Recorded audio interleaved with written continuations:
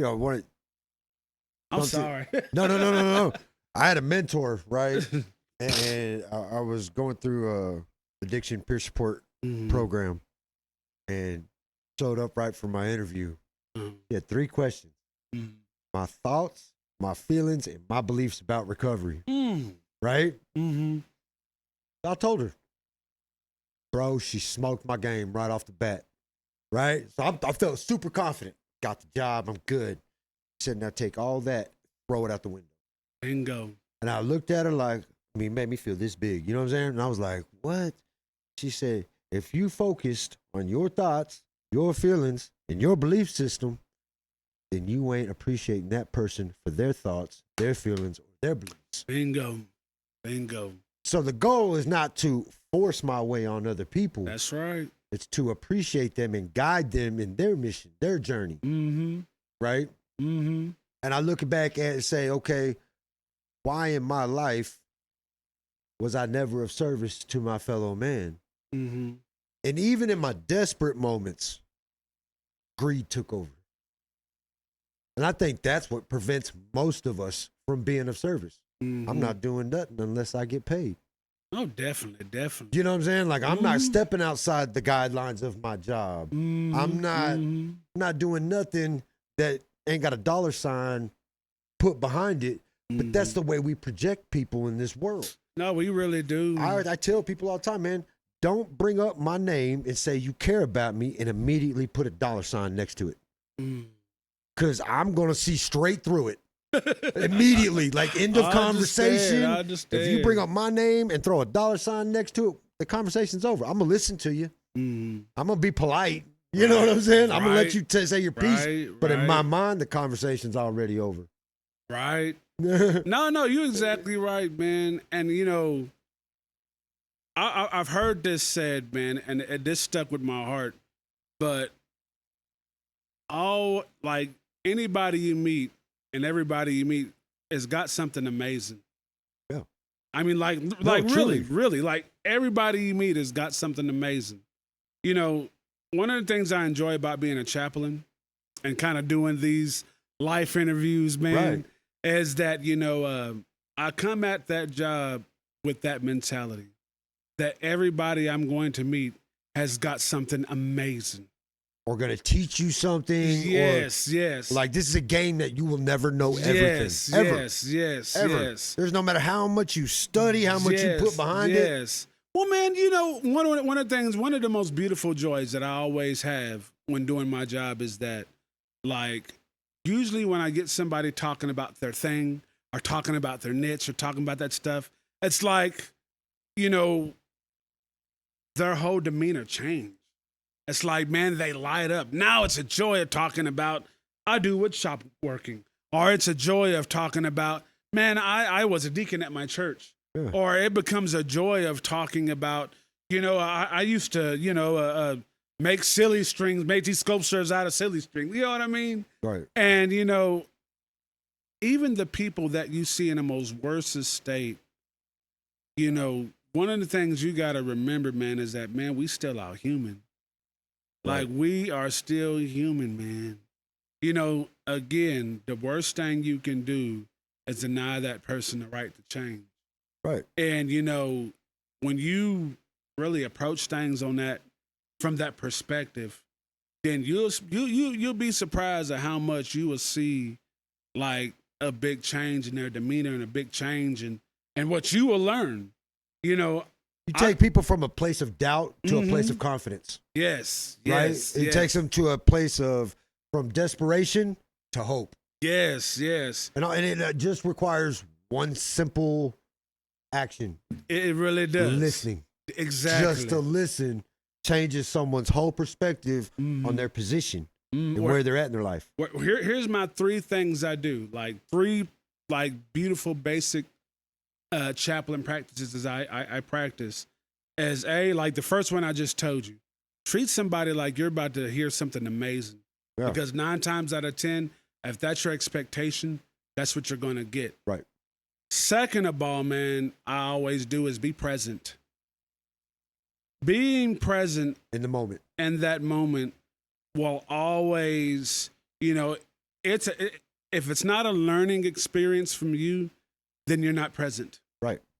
If I'm always looking for the next thing that I'm going to say that sounds profound, and we do a lot of that, we are real bad at doing a lot of that, then that's where, you'll totally miss it.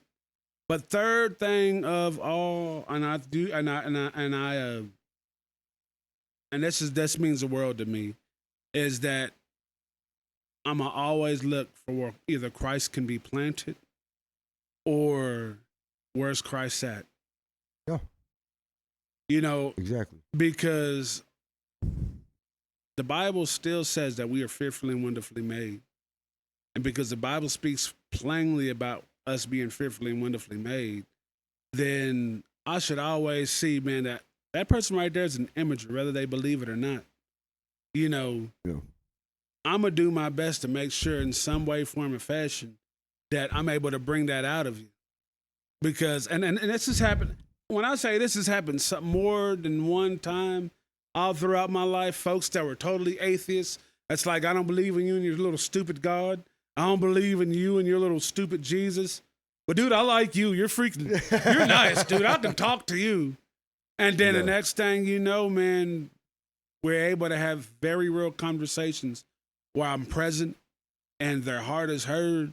And once their heart is heard, having that understanding, then it allows you to have that room to where, man, hey, have you ever thought of it like this?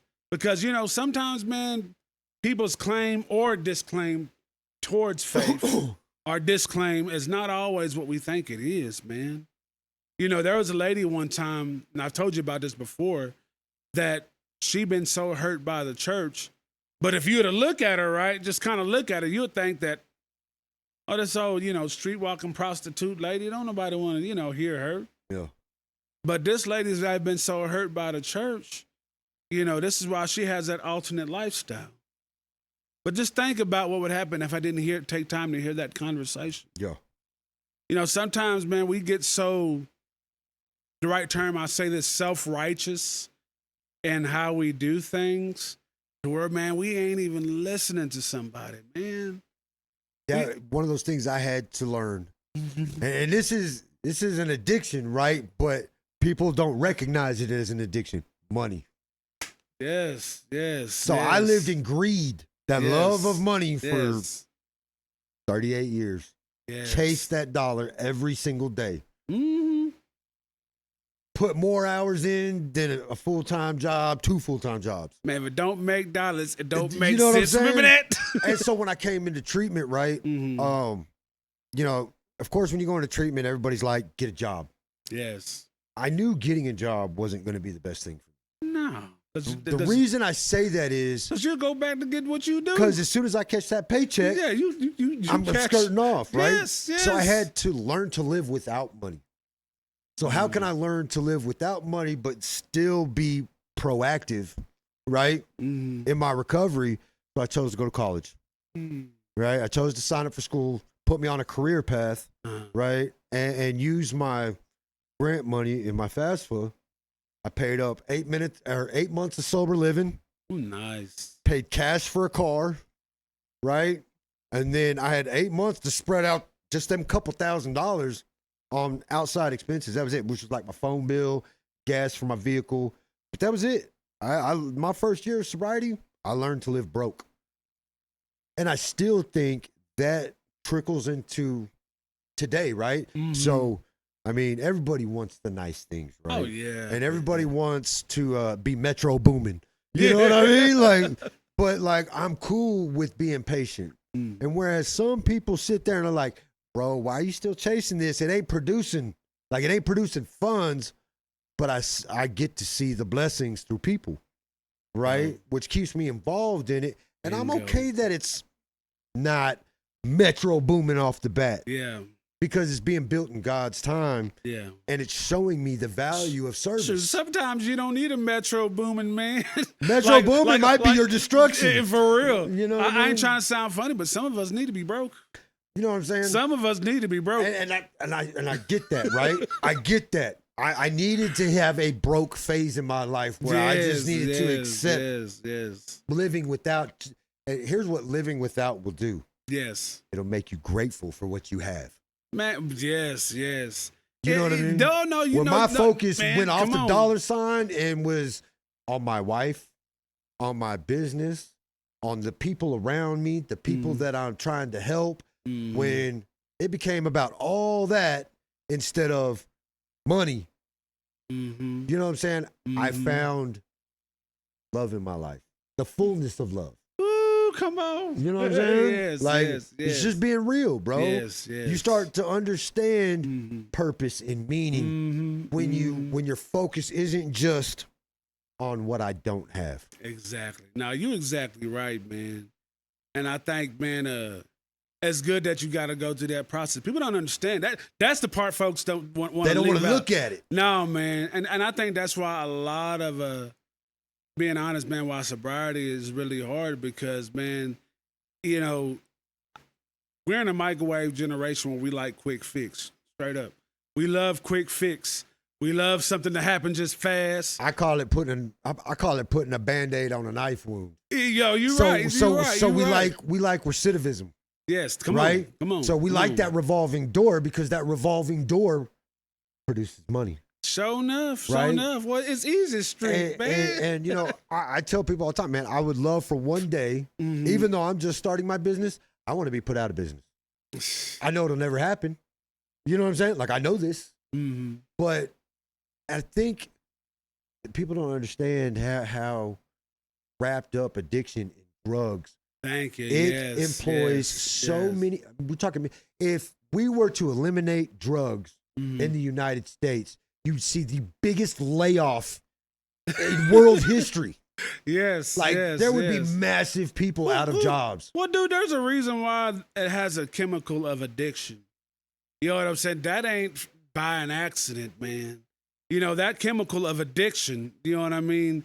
You know, is for that whole purpose of that, you know, it becomes a part of your everyday life. And that's on both sides. Right. From the firing side to the using side. You know, one thing about anything that becomes an addiction in your life, it's how much it plays a part of your everyday life.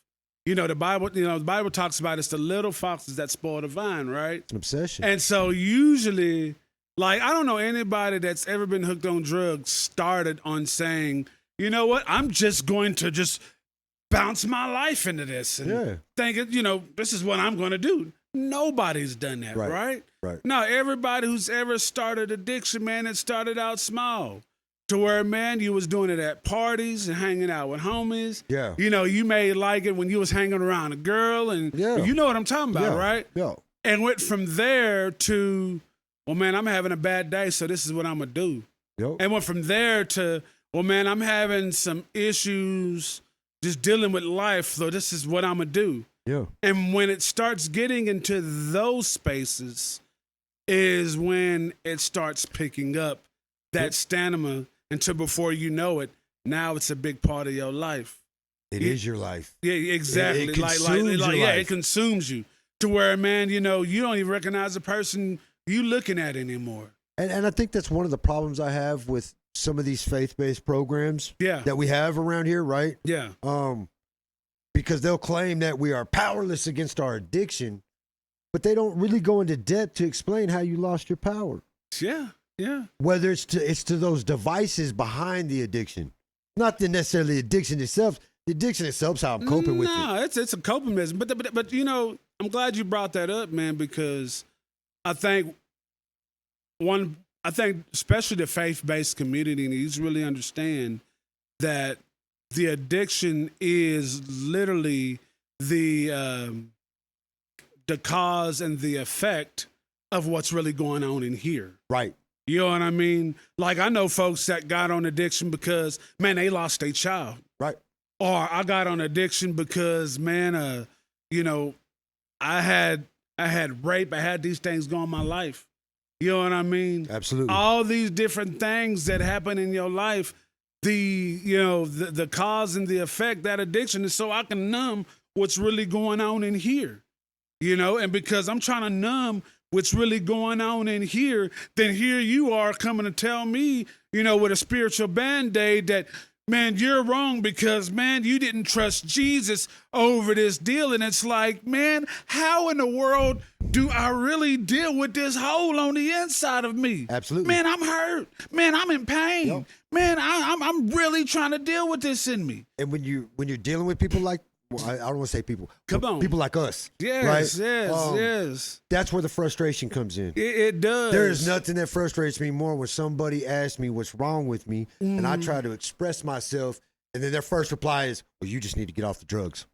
Exactly. And Like, it's bro, you like, ain't man, hearing you're me. like, yeah, you ain't hearing me. Like, the drugs is what I'm using to deal with this. Right. Because if you be real, and I'm talking to folks, man, who really dealt with pain, who really dealt Right. with trauma in their life, it's hard to sometimes, or let's be real, it's hard to just snap out those hard days in your life. It's hard just to phase out that moment in your life.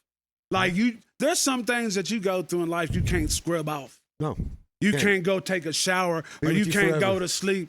You know what I'm saying? Yep. You know, especially I talk to some of the folks that's lost a loved one, someone very dear to them, to where they just want to just go in their bed and just sleep off life because it hurts so bad. Yep.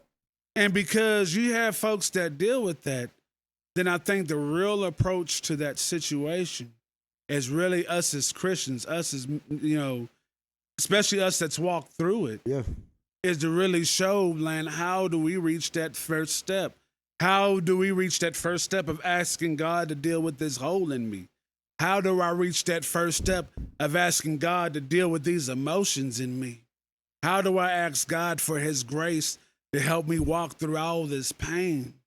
Because, man, if all I got is, and I'll say this with due diligence, a Band-Aid and not a cure, then, man, you are almost like that mouse and the as I say, in the rotating wheel. Well, there's running. in society, I have a one-word response to Come on. why we don't deal with the problem. Come on. Recidivism. Yes. That's it. I got to keep you coming back. Oh yes, most definitely. So what I got to do is I got to put a Band-Aid on your wound, Yes. right? Yes. To satisfy you in the moment. Yes. But when you yes. leave here, I got to make sure you come back. What, man, but that right there is what. Let me say this. Like, So we're okay. In society, we become okay with putting minimal effort. yes, You know there what I'm you saying? go. There We're you putting go. just enough into people to keep them coming back. Exactly. And man, that's why I love my walk with Christ. And you'll hear me always talk about Christ like I do. And the reason why I talk about him as much as I do is because that's what it really took for me to really get out of my addiction, man. God had to really reach those hard places where I was really hurt, where I really dealt with a lot of that pain, not only from my family, just from everything, man. Ask you a personal question. Go ahead. I don't mind. How long did it take you to cultivate an understanding of faith? Man, I'm still cultivating that, dog.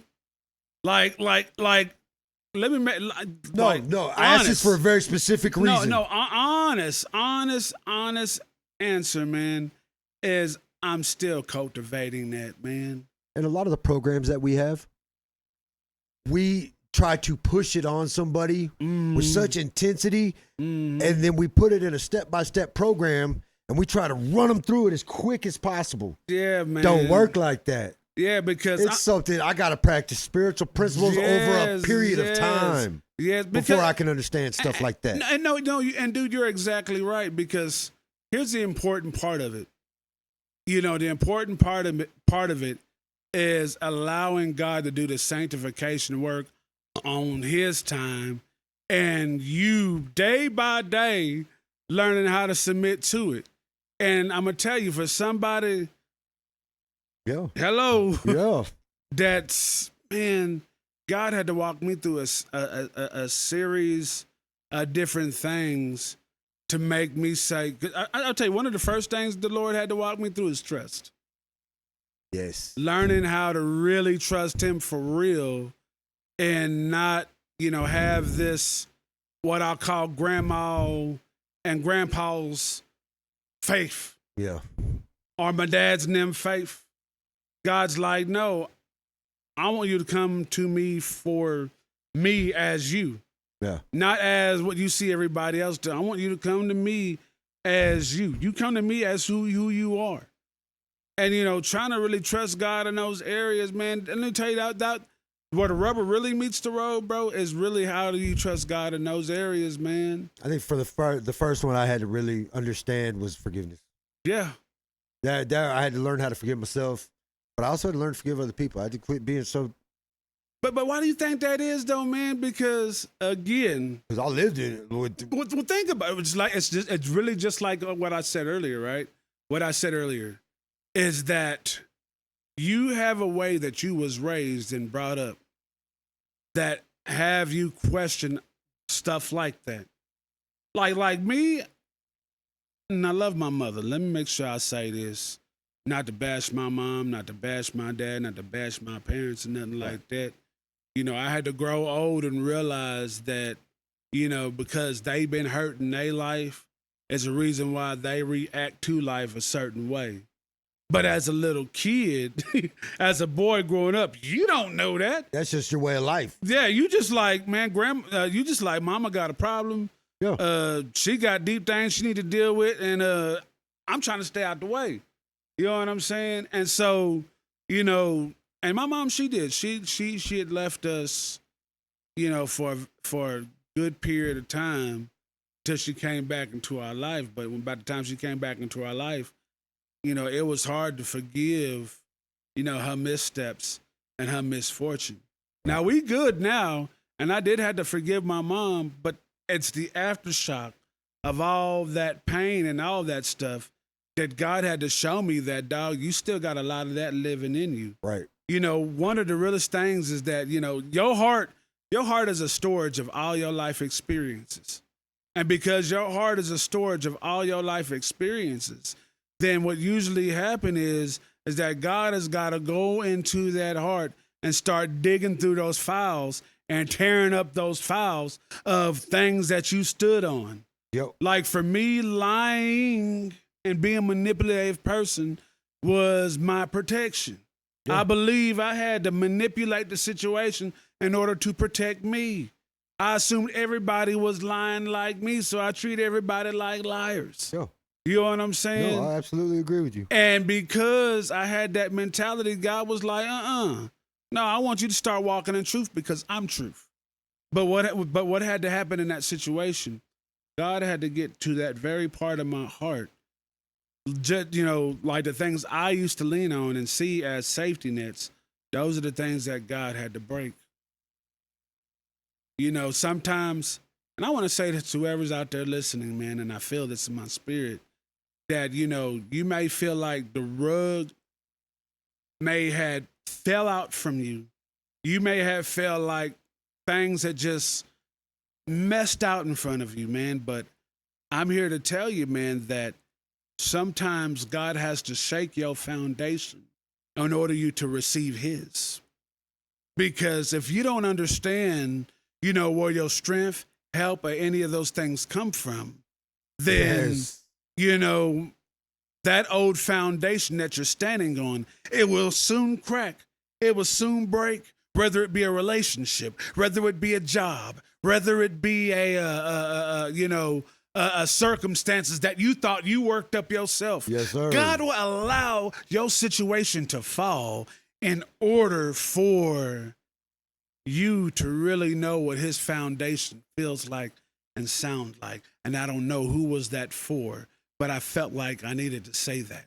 I think that was for the multitude, bro. Like, I'm going to be honest, because a lot of people get so stuck in that belief system. I mean, you will see people all over the world. Yes. Like, even look at all the conflicts. People are ready to die for what they believe in, whether it's right, wrong, or in between. Yes. The belief system is probably one of the hardest things to break. Yes. Is somebody's either understanding or lack of understanding. Yes. And I guarantee you, because we do that all out of our understanding and experiences, right? Then this is why God's got to break us out of those type of things.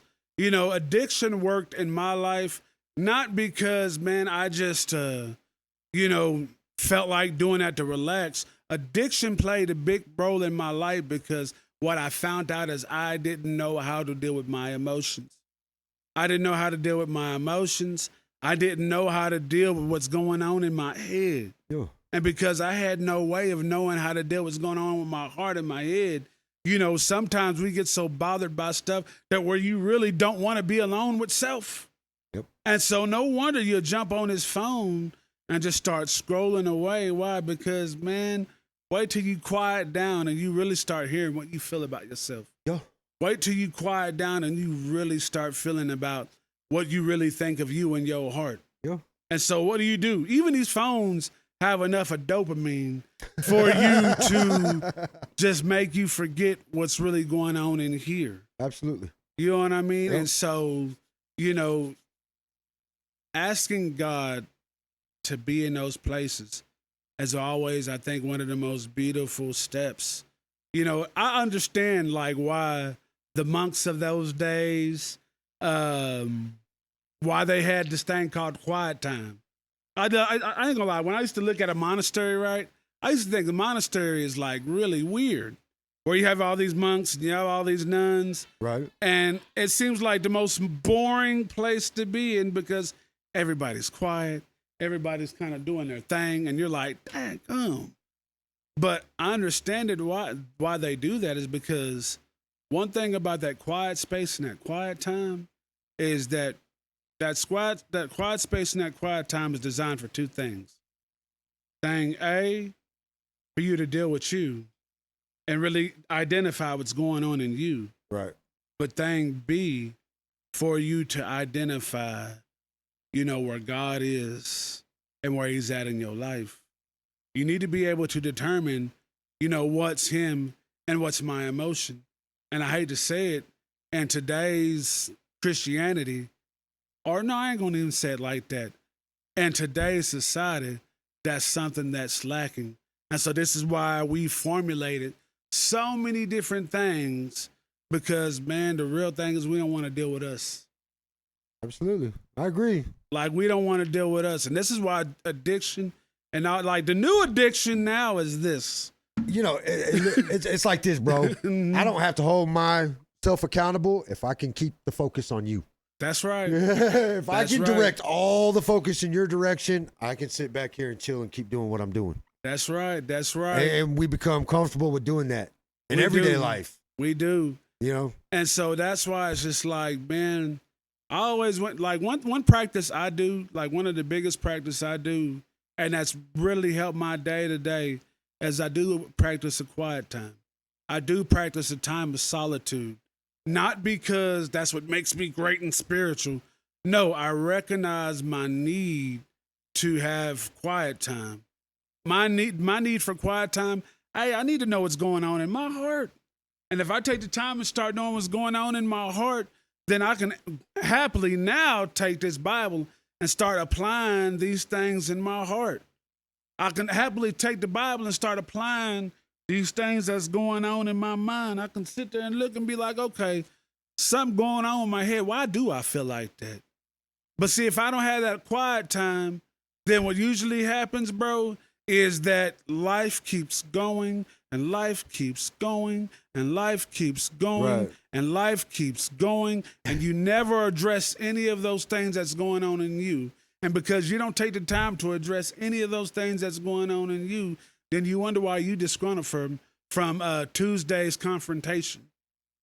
You wonder why you disgruntled from Monday's discouragement.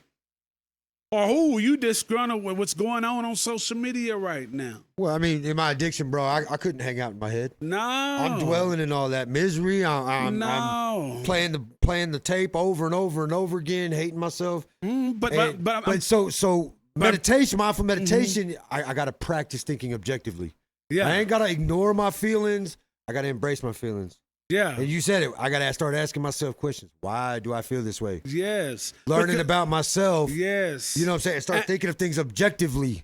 Yes. Where am I at? Where am I going? Yes. Because, man, if you don't take that time to do that, man, you know, I think that's all. And the reason why I talk like this because I think that's always the best place to start. Best place to start, man. Kill the noise. Yeah. Like, you know, man, quiet time is how you kill the noise. Yeah. You know, if you don't take time to kill the noise and see what's going on in here, like, dude, you need a heart check. I have to do a heart check on myself daily. I got, you know, especially for what I do. If I don't do that heart check on myself daily, man, then man, I don't know what snuck in. At the same time, I gotta have good counsel. Yeah. So I gotta take what's going on up here and I gotta be able to put it in the universe. Yeah. To get some vibes. You know what I'm saying? Like no, that's the other part of it. I think that's step 2. You know what I mean? That's like, step 2. But that's why I said, man. If I ain't got nobody to bounce my ideas off of, then I'm still going nowhere. Yeah. I gotta have good people in my life. Yes. I gotta have God in my life so I can bounce that back and forth. But so I can get an understanding of it. But I will say this. I know we got a few more minutes, man. I'm going to say this. One last thing. But that's why Bible is good reading, because here's what the Bible does. Bible will always represent wise counsel. Right. You know what I'm saying? It's wise counsel for what's going on in here, wise counsel for what's going on in here. But then here's the other part of it too. Just to make sure that you heard it right. Then that's why God sends other brothers. God sends other sisters. God sends other people in your life. And I guarantee you, if you've been reading this and you've been talking to him, then I guarantee some along that conversation, you're going to hear what you've been talking about in your heart. Somewhere along that conversation with your friend or conversation with that pastor, you're going to hear what God's been trying to confer to your heart. And the reason why God does that is so he can reassure you that you've heard correctly. You know, that it's funny you say that, bro, because like it seems like every time you have a good recovery conversation, so I know at some point in my day, for the rest of the day, this conversation is going to come back up somewhere else. Wherever I go, I'm like, bro, I was just talking about this. Yes. It's going to pop back up later. Yes. It's how it works every time. Yes. All right, Thomas. So thanks for having me, man. Bro, we're going to wrap up the show. Quick shout out to Warrior Garden students. Warrior Garden. Studios. Students. We is some students. Yeah. Mission Music. Yes. What can we expect from Mission Music, bro? Oh, man, we got great music that's coming out. I can't wait to just give it to the public, y'all.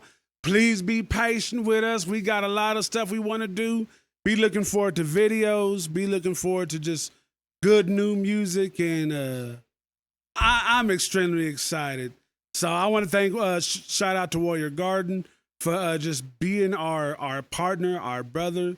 Shout out to Ghost Pro, Aaron Howell, man, for being my partner and good brother. And everybody that just rocked with us, man. You know, I can't wait, dog. Straight up. Hey. Happy to have you on the show, bro. You're welcome back anytime.